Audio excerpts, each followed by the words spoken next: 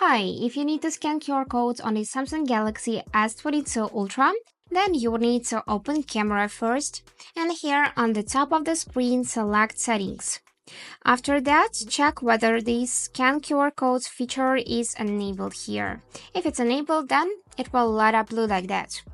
And now just take any document which includes QR code. In my case, it will be user manual from this device, and just simply point the camera at this QR code and you will see this link for the QR code. So to check what this QR code got, you just need to follow this link, and here is the result.